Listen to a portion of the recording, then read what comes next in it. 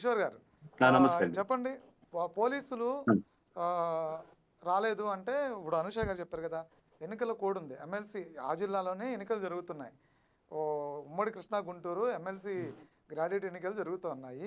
ఇది మర్చిపోయినట్టున్నారు వైసీపీ వాళ్ళు ఆ విషయం. గ్రాడ్యుయేట్ ఎమ్మెల్సీ ఎన్నికలు జరుగుతుంది, ఎందుకంటే వాళ్ళు పోటీలో లేరు కాబట్టి. వాళ్ళు పోటీ చేస్తేనే ఎన్నికలు, పోటీ చేయకపోతే ఎన్నికలు లేనట్టు కాబట్టి పోటీ మర్చిపోయినట్టున్నారు. పోటీ చేయట్లేదు.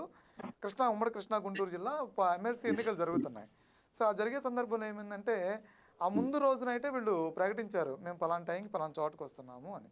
సో ఇంకా పోలీసులు రారు అక్కడికి, ఎందుకంటే ఎన్నికల కమిషన్ ఉంది, దానికి జిల్లా కలెక్టరు ఎన్నికల కమిషనర్ ఉన్నాడు. ఆ నిబంధనలు ఉన్నాయి, కొన్ని నిబంధనలు ఉన్నాయి. ఆ నిబంధనల్ని వ్యతిరేకించి పోలీసులు, ఈయన ప్రధానమంత్రి వచ్చినా రావడానికి లేదు, సభ రావడానికి కానీ, మాట్లాడడానికి కానీ, జన సమీకరణ చేయడానికి కానీ ఏమీ లేదు.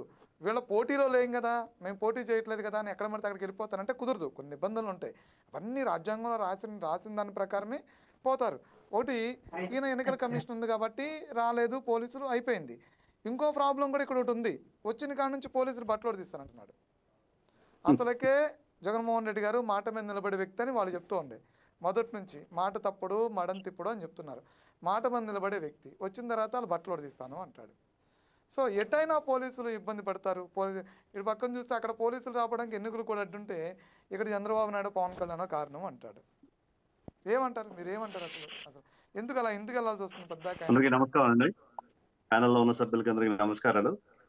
ముందుగా మన వైసీపీ నాయకులు, కార్యకర్తలు ఎవరైతే ఉన్నారో వాళ్ళు ముందుకు మనుషులు అని మర్చిపోయారండి.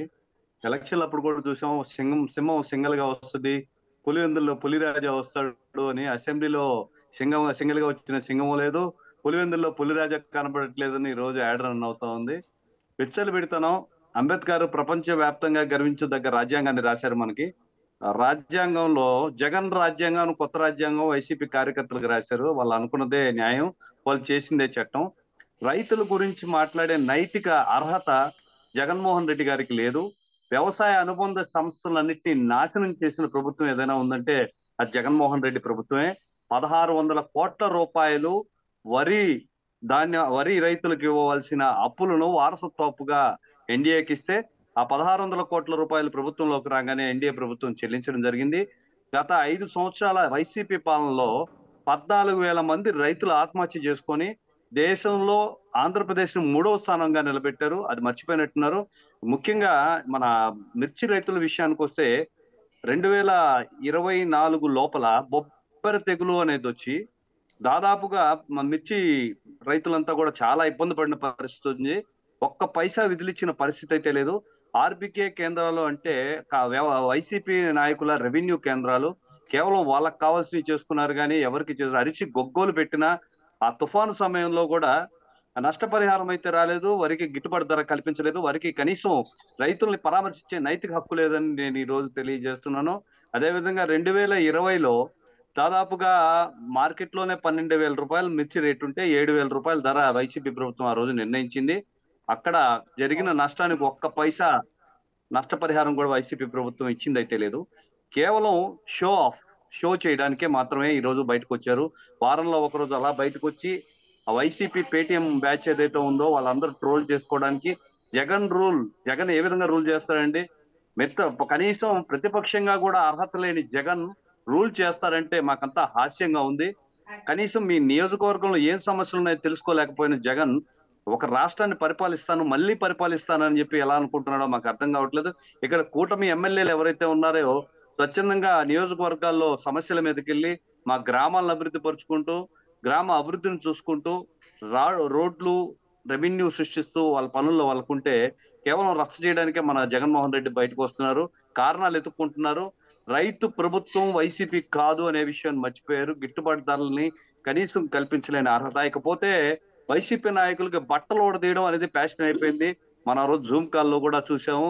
ఎక్కడ పట్టినా ముఖ్యంగా పోలీస్ అధికారుల్ని ఎంత విచక్షణారహితంగా మాట్లాడుతున్నారు అనేది ఈ రోజు సభ్య సమాజం గుర్తు తెచ్చుకోవాల్సింది. పవన్ కళ్యాణ్ గారు పలుమార్లు చెప్పారు, మనం ఒక ఫెమిలియర్ నాయకుడు అయినప్పుడు, ప్రజలను పరిపాలించడానికి వచ్చిన ఒక నాయకుడు మాట్లాడే భాష విధానం ఖచ్చితంగా కూడా ఒక పరిపక్వత చెంది ఉండాలి, 10 మంది మనల్ని గమనిస్తారు అని. మాటకు వస్తే మన కాకాలి మన సర్వేపల్లి నియోజకవర్గం ఎమ్మెల్యే కూడా అన్నారు, బట్టలు ఊడదీస్తాను అని. చాలా చాలా సిగ్గుపడాలా. మీరు పొలిటీషియన్ గా రాబోయే రోజుల్లో మీరు రోల్ మోడల్ గా నిలవాలనుకుంటే ఖచ్చితంగా ప్రజలకు ఏదైనా అభివృద్ధి సాధించాలి, మీరు సాధించిన పురోగతి చూపించాలి. అంతేగాని మీ పౌరుషాలు, భేషజాలు, మీ కోపాలు ఎవరికి చూపిస్తారు? ఎవరిని బెదిరిస్తారు మీరు? లేనిపోని వాటికి పోలీస్ అధికారులని ఈ విధంగా బట్టలుడి తీస్తామంటే ఇప్పుడు పోలీస్ అసోసియేషన్ కూడా దీన్ని తీవ్రంగా ఖండించింది. ఒక రకమైన భయాందోళనకు గురి చేయడానికి మాత్రమే జగన్మోహన్ రెడ్డి ఇట్లాంటి డ్రామాలు ఆడుతున్నాడే గాని ముఖ్యంగా రైతులు, మిర్చి రైతులు చూస్తుంటే దాదాపు 10 సంవత్సరాల బేరీజ్ చేసుకుంటే 13,600 రూపాయల క్వింటాల్కి కనీస ధర ఉంది. గత అంతర్జాతీయ మార్కెట్లో అటు ఇటు గల ఫ్లక్చుయేషన్స్ వల్ల 2 సంవత్సరాలు మాత్రమే 20,000 పలికిన పరిస్థితి అయితే ఉంది.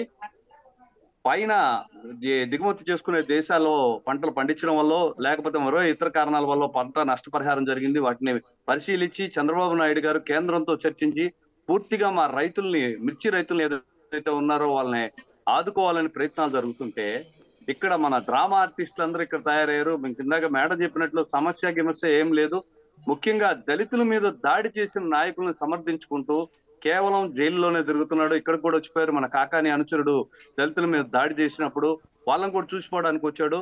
కేవలం ఎవరైతే ఖైదీలుగా ఉన్నారో వాళ్ళని పరామర్శించడానికి పురాతన ఖైదీగా మళ్ళా మరో చెక్ చేసుకుంటున్నారే కానీ రాష్ట్రంలో అభివృద్ధి గురించి, పాలన గురించి మనం చూసే పరిస్థితి అయితే లేదు.